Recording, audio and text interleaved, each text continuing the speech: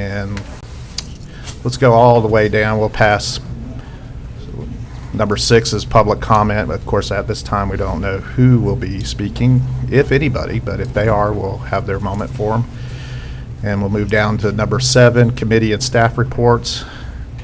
And the following 3 items are all presented by Ms. Scallon. So we'll start with 7.1, in-county travel paid for the period of January 9th through January 22nd, 2020.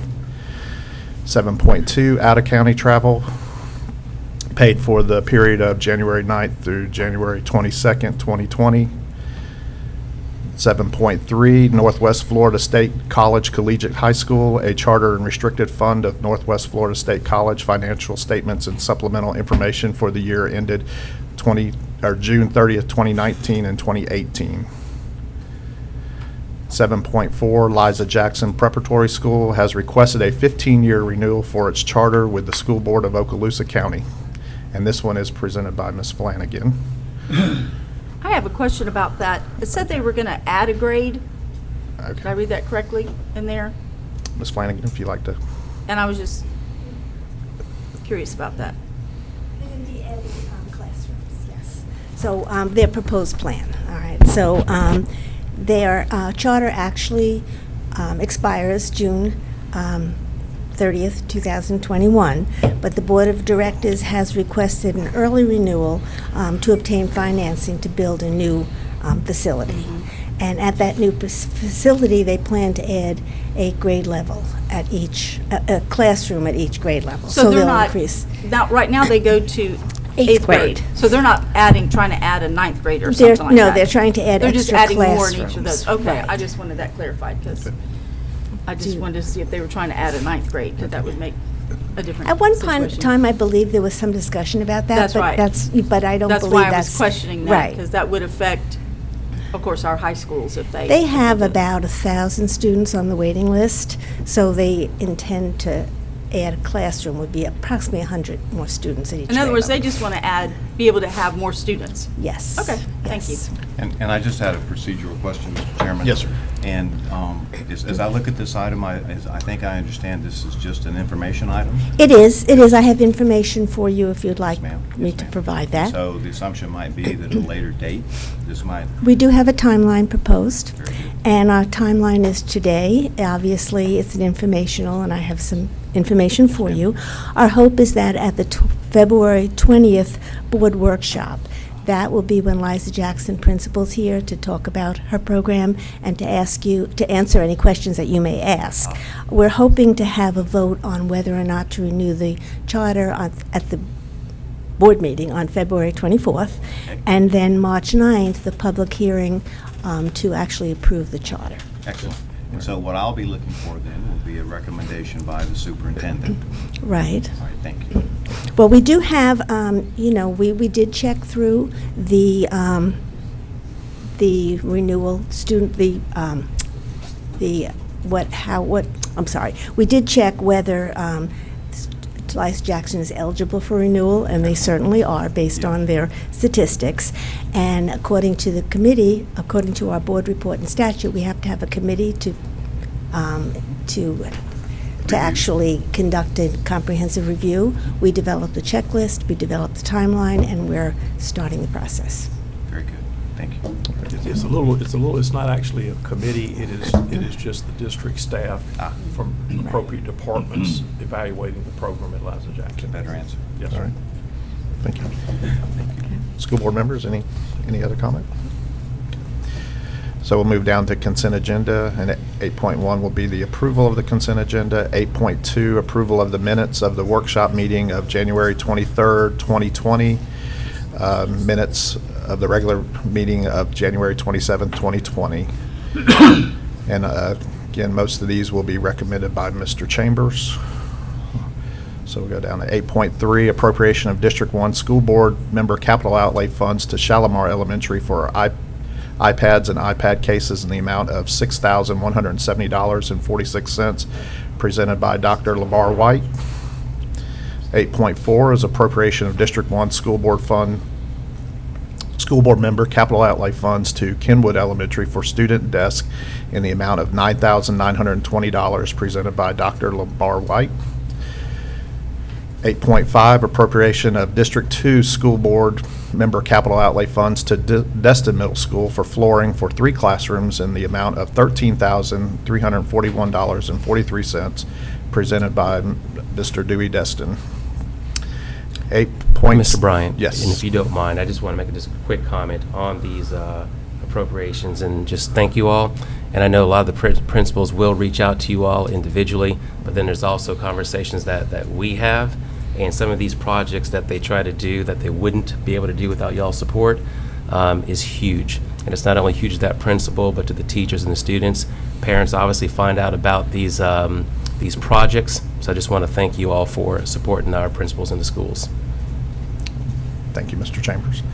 Item 8.6, authorization to appropriate federal impact aid funds and make a payment in the amount of $106,095 to charter schools, presented by Rita Scallon. 8.7, invoices and approved for payment. 8.8, school donations. 8.9, tag-on bid purchase over $25,000, Innovative Employee Solutions, Incorporated Princeton Staffing Solutions, and this is presented by Mr. Vince Wyndham. And Chairman, my understanding is these are some of the solutions we're trying to implement for the speech. Yes. Correct.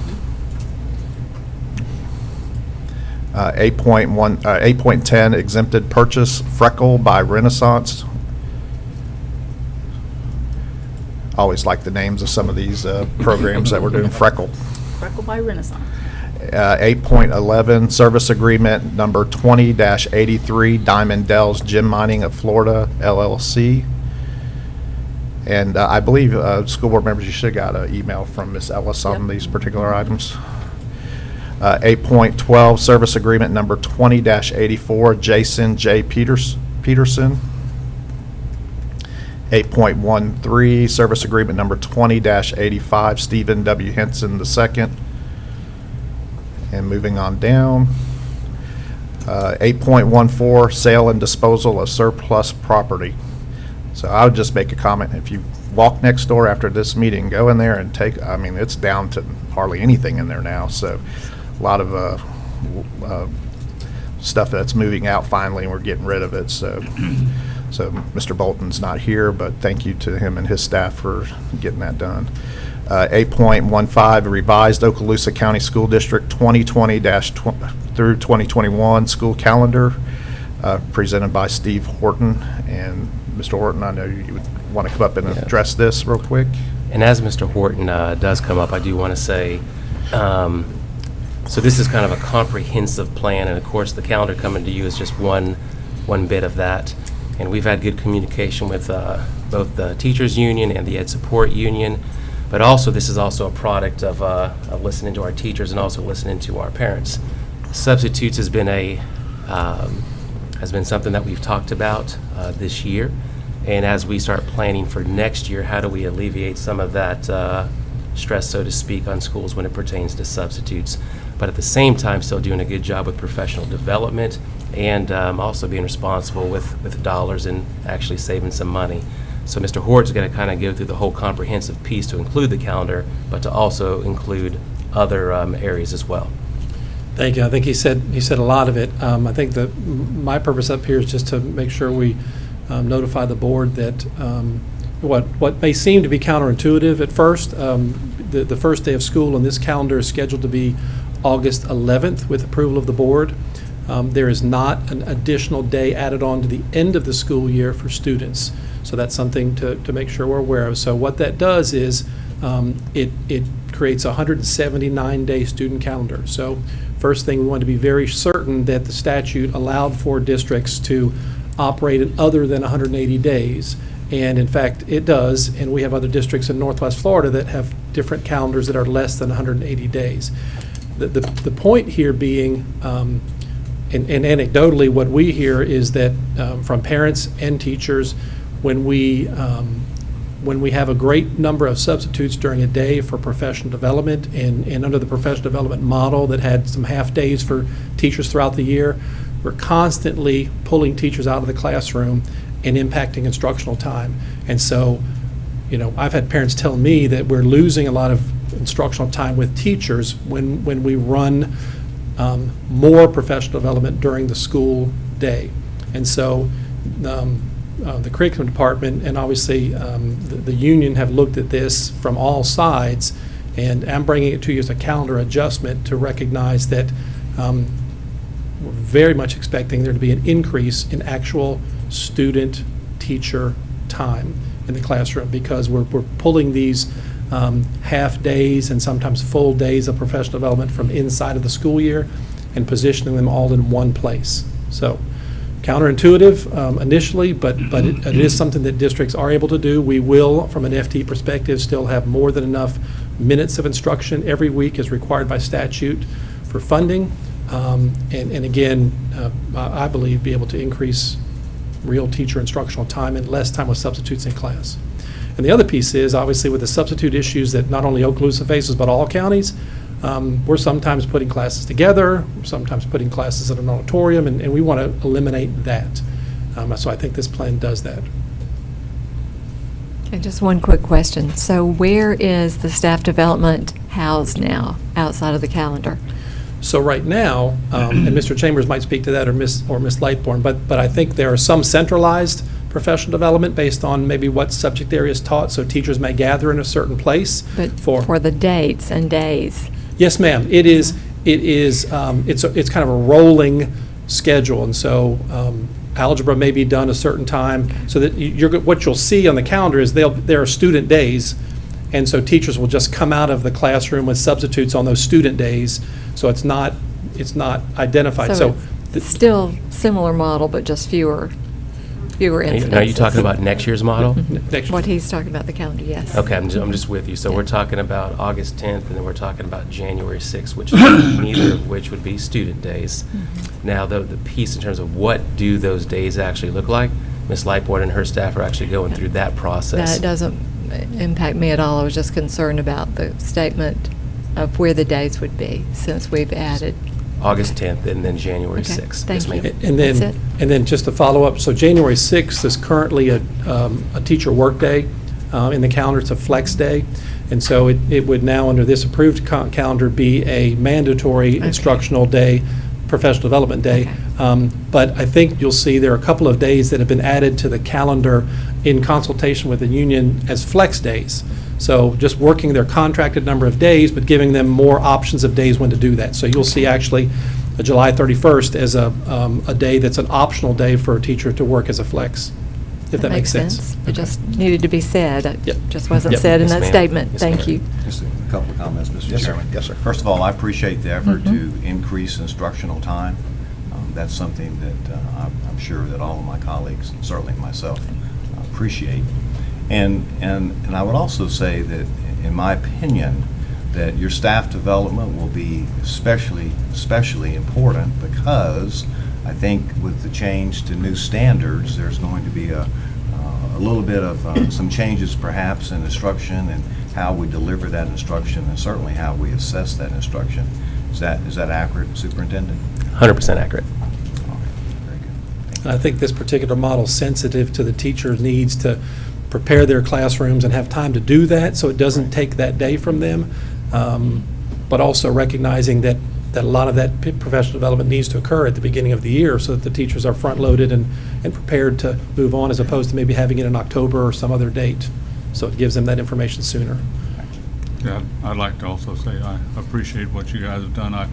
I've listened for 30 years to how half a day really caused a whole day to be lost in between getting ready and finding a substitute. So only took how long to get where we need to be. I'm proud you all worked on it. Yes, sir. So not to impact any folks, maybe parents who have planned vacations and expect to be back on August 10th. If extra they day. come back on that day, then they'll be able to recover for one day. But we'll make sure this is, if approved Monday night, publicly available and everyone is aware. We'll communicate with our charter schools as well, who typically run the same calendar as us, but they're not required to do so. But we'll communicate with those folks and neighboring counties as well. We just do that as a matter of business. Right. And Mr. Bryan, if you don't mind, Jordan may have a couple of things that she might want to say as well. Okay. Jordan, if you want, come on.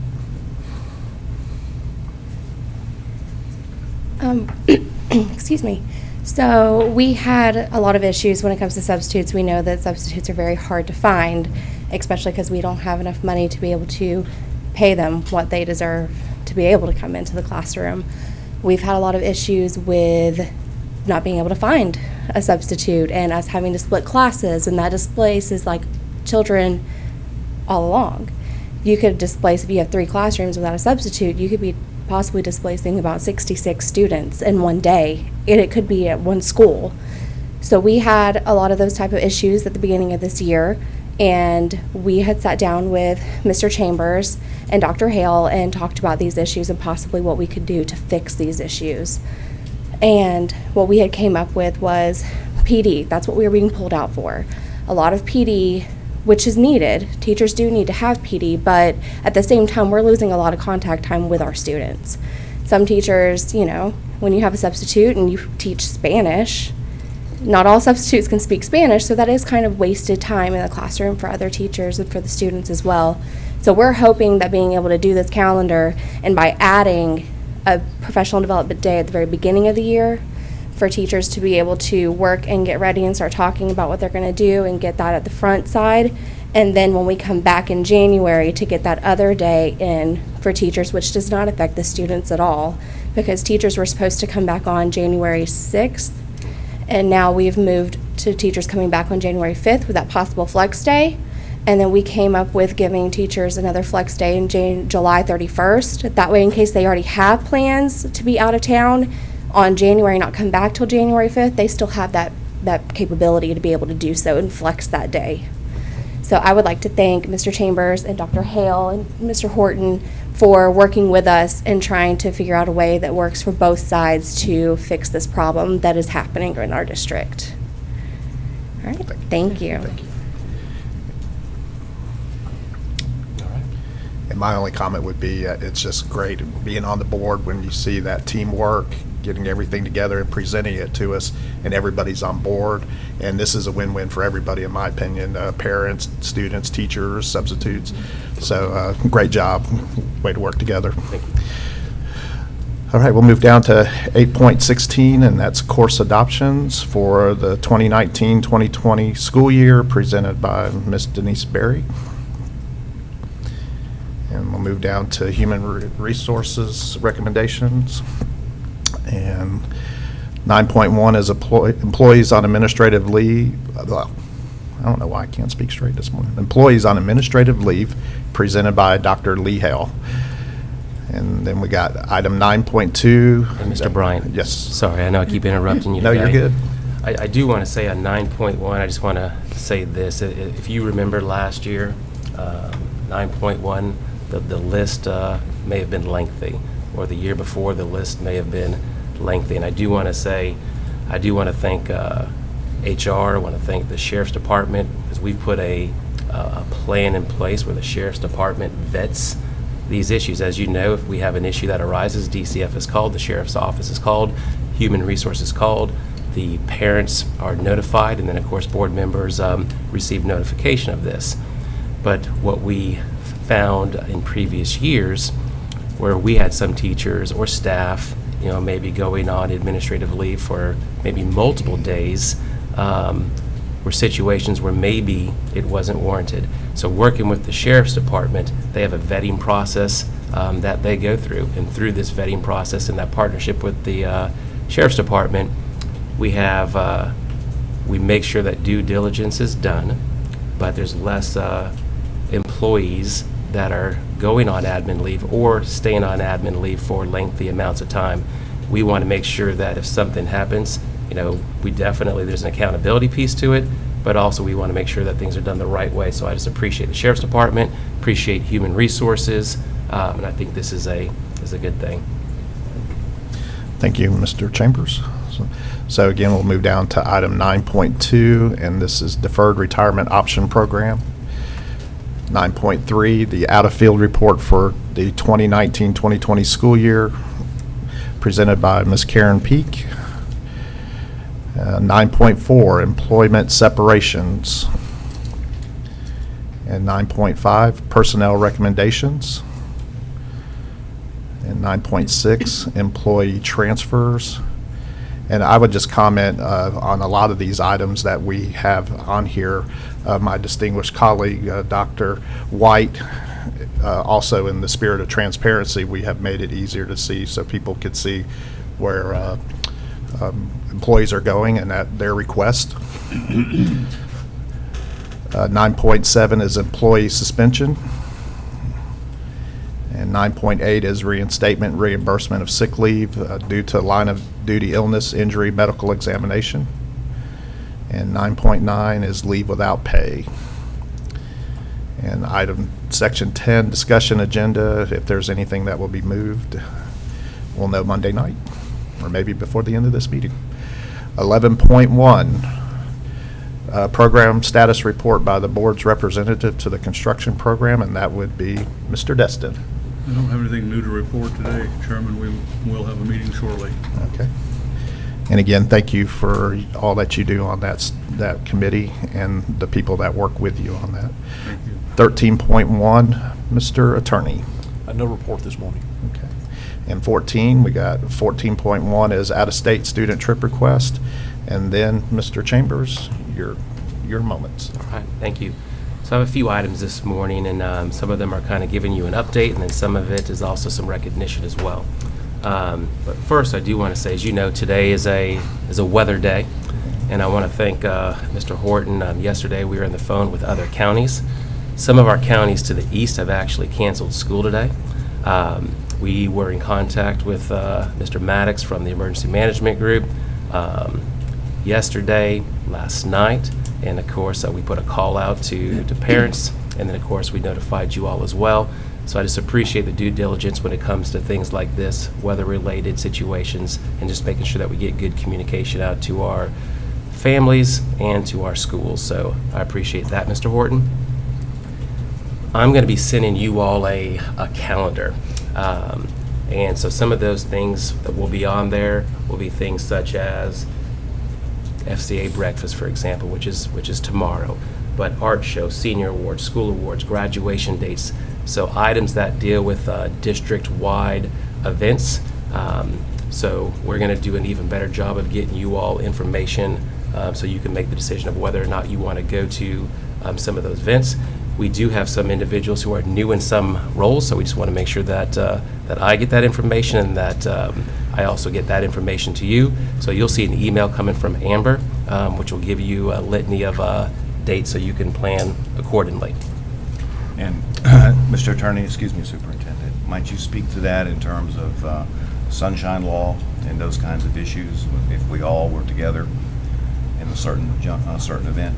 Yes, sir. The issues such as award ceremonies, art shows, student presentations, there is no issue with multiple members being at an event like that because there is no business or discussion going on which you might be called to vote.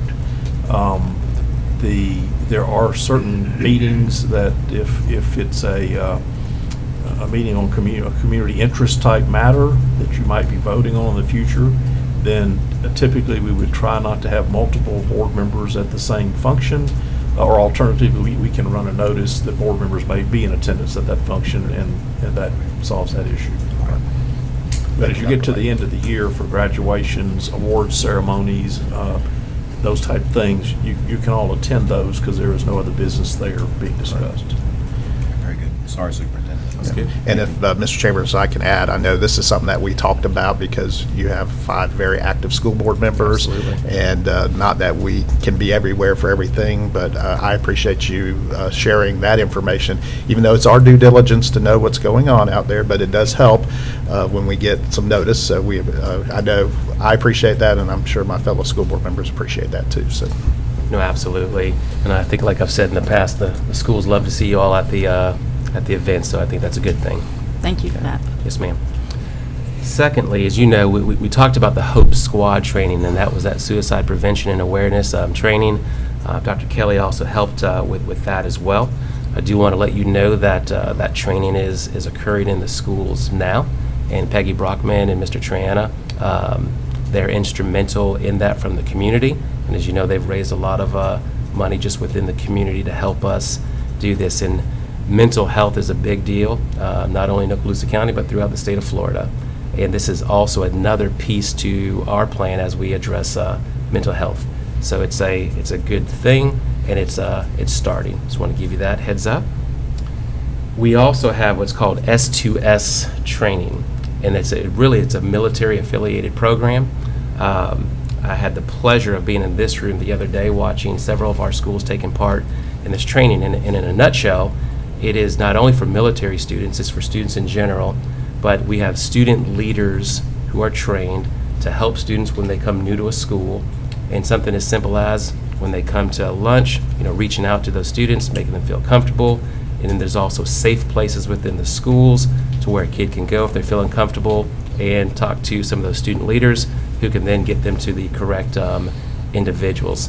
If you would have seen this training in action, you would have been so proud to watch not only the students and how they were conducting themselves, but also the teachers and the sponsors who are working with these students. So another fantastic program that we have.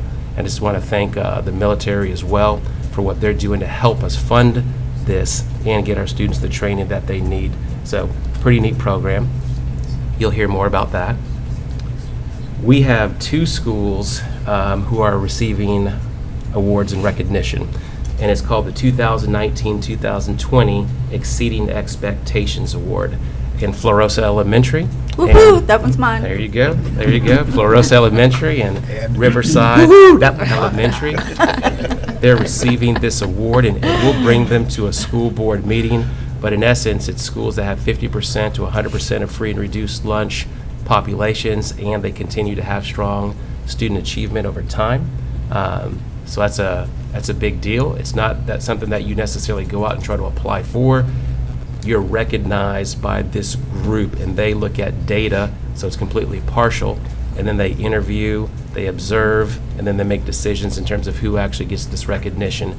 So it's a great honor for those 2 schools, and just another example of the academic excellence that we have in our county. So I know that all of you are proud of that as well. Oh, yeah. And that's out of like 1,900 Title I schools in the state. Yes, ma'am. Yes, ma'am. It's huge, yeah. Can I make a comment, Of course. Mr. Chairman? And I think it's important what you said regarding free and reduced lunch, because that is a measure that we use to indicate, if you will, a poverty index. And I think all of us know, although the public may not always know, that there is a empirically demonstrated relationship between poverty and student academic performance. And in this case, these schools have beat the prediction model. And I just think that whenever that happens, that's laudable, and congratulations, as you've already done, is certainly in order. Thank you, Mr. Chairman. Thank you. And I appreciate Dr. White saying that in a school that's not on this list, but going to what you just said, and you look at a school like Wright Elementary, 80-something% of their kids Very in hard. essence are free and reduced lunch, Very hard. yet they're an A school. Yep. I think that's absolutely fantastic. Well, and I think like with Wright, for instance, and we can comment because we were both there, but the parental and community involvement in that school is another reason why that school's successful. So, you talk about a community and coming together. I mean, Wright Elementary is a great example of community, parents, everybody coming together for the success of that school. So, Absolutely. And this is a topic I could just talk on and on about. But Hey, we got plenty of time. That's right. Me too. And then the last thing that I have, so I know you all had requested that Mr. Horton give you a one-sheeter as it pertains to some of the capital needs that we have in our district. And I know he sent that to you. Was that a helpful document for everybody? Yes. yes. Very good. Okay. As- Thank you. All right. Fantastic. I appreciate it. Thank you. So we'll move down to item 15, and in the spirit of that particular item, I'm going to start with Dr. White because I believe he has something. Well, yes, sir. Thank you, Chairman. And of course, my previous question, Mr. Attorney, pertained to this. And we spoke last week just for a few minutes regarding some of the School Sense Makes Sense meetings that are occurring. And I know that I have constituents that might be interested to know why I'm there or why I might not be there in those particular meetings at schools all over the county. And I was just hoping that you might speak to that for a moment, again, in terms of the Sunshine Law, and in terms of board members and any recommendations you might have for us as elected members on how we should navigate those waters. Certainly. Those community meetings that are occurring, as we've discussed, there is no issue with a board member being in those meetings just to observe, to listen, to pick up information, to see what's being talked about. I have encouraged board members to consider only attending those meetings at schools within your districts so that we don't end up with multiple members in one meeting. Those meetings are involving issues that you will be called to vote on in the future in regard to further actions on, a resolution or some type of movement on a sales tax proposal. So I think in order to keep you from inadvertently stepping over any line with the sunshine law, there'd be no issue with you going to those meetings at the schools in your district. And if you all did that, then there would never be more than one of you at any one of those meetings, and that would not be a problem. And I appreciate that guidance. And as our lawyer, who's always looking to keep us out of trouble, so to speak, what about comments that board members might make in those meetings? I don't have any issue with a board member, particularly if you're there without any other board member there, making some type of comment or observation. That doesn't pose a problem, because you don't have another member there who is either hearing what you're saying or commenting with you, making any decisions about a future vote. Excellent. All right. Thank you, Mr. Attorney. Yes, sir. Thank you, Mr. Chairman. Yes, That's sir. all? Yes, sir. Mr. Destin? I don't have any announcements or requests this morning, Chairman. Okay, thank you. Dr. Kevin? Okay, well, I would just tag on to the previous comments, the most recent comments about our attending public meetings, and particularly the ones about the taxes. I have not been to one yet, but I do intend to. But I would just think also that it shows our support. I've had many people say that they appreciate when a board member is in attendance. It shows support. It lends our credibility. We are lending our reputations and our support as an individual board member for that cause, whatever it might be, but particular to that one, since it was brought up. Similarly, I appreciate the comments about the calendar, because that was an issue I was going to bring up, in that I really appreciate it when parents say, hey, we missed you at such and such, and I don't like to say, no one told me. So I really appreciate that effort to reinstitute the communication and make us aware. Thank you very much for that. And to also highlight the Hope Squad. I've been to 3 or 4 of those meetings with Peggy now, and just to see the way that that project is being embraced by faculty members and administrators is really heartwarming.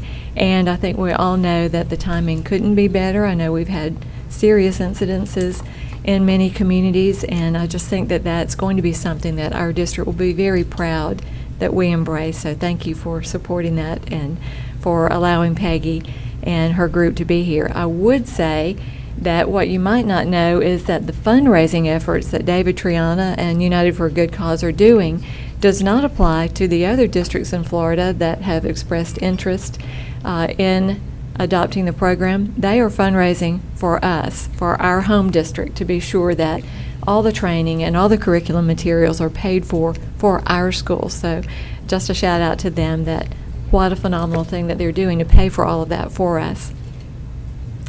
Also looking forward to participating in tomorrow morning's support person recognition breakfast. I know that's going to go great, and I won't steal Miss Ivanchik's thunder, but I'm looking forward to it. I know it'll be a great event.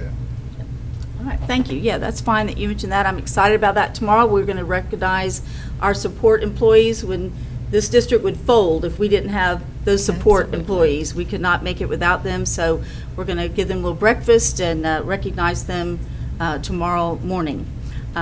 So that's exciting too. I would like to have Mr. Mitchell come up for something, if he doesn't mind.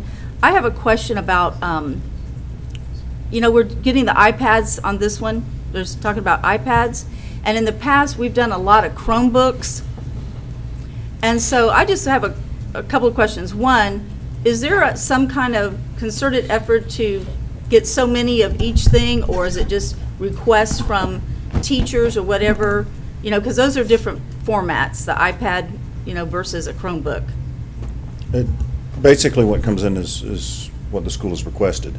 If they're doing a particular program or typical application that works better on Chromebook, then they will ask for Chromebooks. If they're doing something that's better for the iPad, they'll ask for iPads. Okay. They all have different functionalities, different ways we handle them, different ways we connect them to the network, and whichever works better for the situation is typically what they request.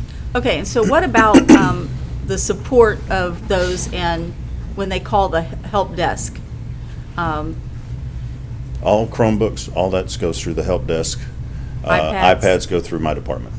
Okay, so iPads are different, because when I was teaching here, I always had Apple products, and it was like being the stepchild, okay? No one knew and all that, so I'm just concerned that if we're gonna offer both products, that we be able to service them. Absolutely. So a teacher's not calling and they go, I don't know anything about an Apple, that kind of thing, so.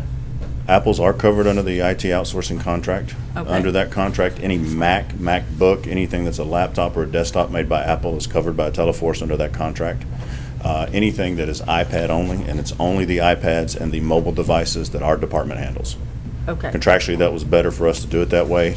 We have 2 employees that manage that, and they do a great job. So regardless of the format, that's supported That's one way or correct. the other. The only thing that would not be supported would be a device that a school has acquired and not put under contract or has kept after we've told them it's too old to be serviced. Gotcha. Okay. Thank you, sir. I appreciate it. problem. One more thing, Mr. Superintendent. At the last board meeting, we talked about a citizen and groups concerned about books in our media center. Yes, ma'am. And you were going to do a report. When can we anticipate hearing back on that status, please? So a lot of time and energy has gone into this request, so I appreciate bringing that to our attention. So Mrs. Lightboard, Mrs. Flanagan, as well as Brandon McSween have looked into this. We've placed calls to the American Library Association, to the State Department of Education.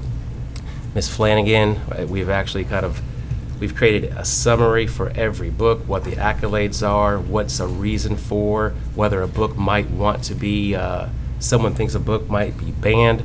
We've gone to a website that lets us know specific pages where something might be inappropriate. Mrs. Flanagan is actually reading some of those books as well, so as you know, it's a time-intensive task. When you look at the ALA, of course, they are completely against the banning or censorship of books. As you know, we have a policy that's in place, specifically how we handle these situations.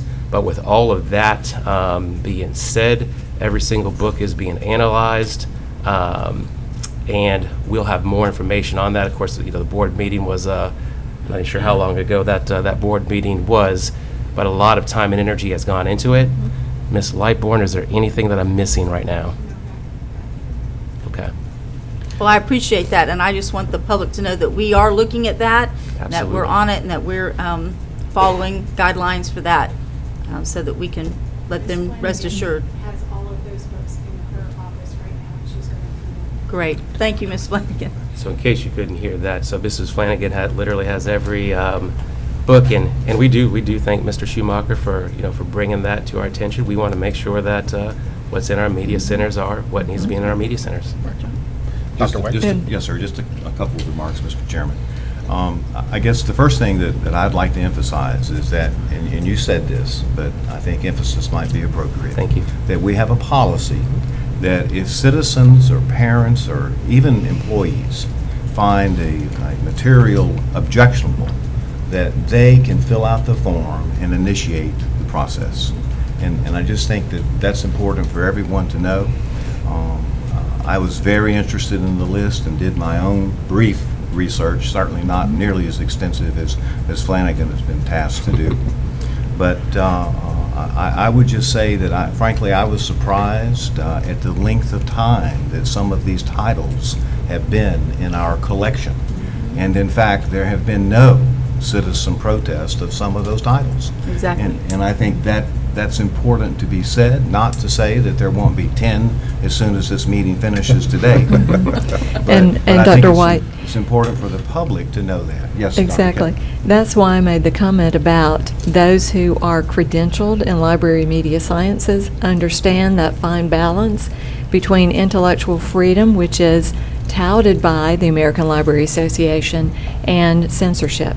That is a very fine balance, and we had people at one time who had credentials to understand that balance and were able to give us guidance. So I appreciate your directing your staff to look at that. I think that will be helpful to us. And also, we know that some of those books were in there for many years because they were in the curriculum as a piece of literary material to be taught within a standard. Maybe it was language arts or maybe it was social sciences. That's why they were there. And also, many moons ago, some of those were there with parental permission to be read as a group study. With So alternatives. there are all kinds of scenarios that we have to have safety nets in place for. And I think that the policy is absolutely in the process, as I alluded to last time, is so important that we remind people we do have that process, and it all starts with that form. And I just wanted to add two other quick pieces to that, and I appreciate those comments. And so we also obviously looked at the statutes that were mentioned as they pertain to some of those words that were utilized in that meeting. So we've looked at that as well. And then the other piece, as you know, and Dr. Kelly, Dr. White, you know specifically from being a principal at a school, when books are ordered at a school, it's a process by which, at that time, the media specialist would look at lists and they would order the books. As you talked about at the last meeting, Dr. Kelly, correctly, is we have media aides now. And media aides, in conjunction with their schools, they order these books. So one of the things that we will be putting into place process-wise will be a vetting system that when books are ordered from a media center, that we will have credentialed people looking at the list, so to speak, not to censor, not to ban, but to have a process in place when we order these books. So once again, it's I think a good, healthy discussion, and something positive will come out of it. Do we have credentialed people on staff now, or will we have to contract that? So we have a couple of media specialists that are still within our school district. Ms. Flanagan, I'm sure she'd be very excited, but this is not for you, Ms. Flanagan. She actually has certification in that area. But what we would look at is getting some of our media specialists or some of our English experts to be a part of this process to help us. And we do have three media specialists on that are in the schools right now. Yes, sir. So. All right. Ms. Van Jay? Thank you. Okay.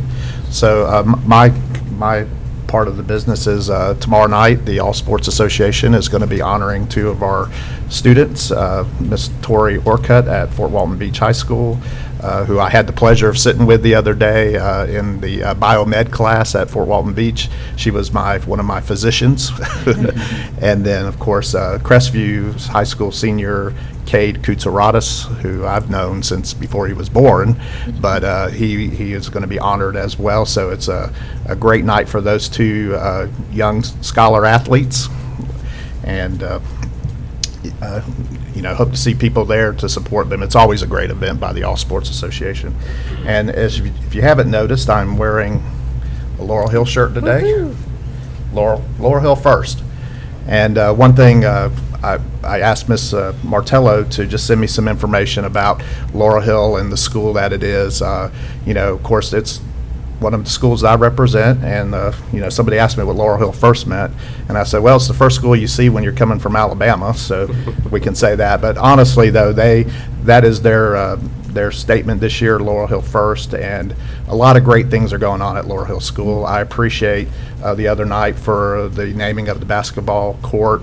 I know we've had four of us were there. I know Dr. White in the past has been to several functions, so I know he knows what's going on up at the school. But a lot of great things going on, and it is truly a community school. The community is, if you understand what a community school is, that is what a community school is. You have without that school, that community would not would fail to exist, in my opinion. So, so it's a great school, a lot of great things happening up there. And I see April's out there, and we got a great program up there with CTE. Mr. Jackson's doing a great job up there with that, so we appreciate that. And also, she wrote down here, she wanted to recognize Miss Deidre McVeigh, one of our Title I family engagement. She does pretty much all the social media up there. She keeps everybody up to date of what's going on. So if you're not following Laurel Hill, they have a Facebook page. Trying to get them to do Twitter, but they do have a Facebook page. So like I said, a lot of great things are going on, and I'm really proud to represent that school. I know Dr. Kelly is a graduate, 1975. No, I'm proud, loud and proud. And the school, just so you know, the school is one of our oldest schools as far as the charter goes. Now, the structure, of course, is a little bit newer than the actual charter itself. But I wanted to ask Dr. Kelly if she would just kind of give us her take on being a student there and, of course, being a principal. Oh, it was Laurel Hill. If you haven't been to the school or if you don't know about it, it is one of the sweetest places you can ever hope to be from or around. It is a pre-K to 12 school, and it is a community. The school itself is working like a small town. The high school students, you know, when we were in other schools, you always worried about having elementary students on a bus with high school students. Not there. The high school students take care of many times their own siblings are in those groups. So it is really a family school. And I was not there when it was instituted. I wasn't there in the first building, no. But I was there, I think I was a freshman when the school burned. The school that burned was truly a beautiful building. It was an old antebellum-looking building almost, the brick with a big white front entrance and big white columns, and I just hated that school burned. I remember driving by there and it being on fire, and it was just a day that would just rock you. But so I went to school in the barracks for a year while the new school was being built, and the new school, of course, is very nice. I wish it had a little roomier library for the students to access, but just a precious place. But thank you for that. Well, It thank was you. Special. Well, thank you. And again, like I said, it's an honor to serve Laurel Hill School, but it is also an honor to have a school like Laurel Hill and 39 other schools in our district that are truly amazing places. And I encourage you to visit those schools. But with that being said, again, thank you, Dr. Kelly, for giving us your insight, and thank you to everybody up at Laurel Hill who makes that school rock, in my opinion. So, and I know Mr. Chambers got the dance out there a couple of months ago too. So We have that on video? actually, it is. Video. It is on their Facebook page. So. I've seen it. Quite impressive. Okay. So 16 will be public comment, and again, we do not know at this time. So we'll go around. Greg, anything that you? And Jordan, I appreciate you coming up and speaking. Anything else? Dr. Hale? Ms. Lightbourne? Mr. Orton? Come on up. You got 10 minutes. No, I'm kidding. When I was up here talking about the calendar, I need to apprise you of something. There was a date in October that was marked as the end of the 9 weeks, so it's a regular student day, regular teacher day, and it inadvertently was marked the 16th, and it should be the 9th, so I'm going to provide Ms. Crawford with that copy. It doesn't change anything we spoke about anything else, so it's really just an ending of the 9 weeks. I want to make sure you're aware you're going to get that update for Monday night. Awesome. It's okay. All right, thanks. And then we'll finish up with Ms. Scallon. Anything? All right. Well, this meeting's adjourned. Good job. Thank you. Second? Fish fry.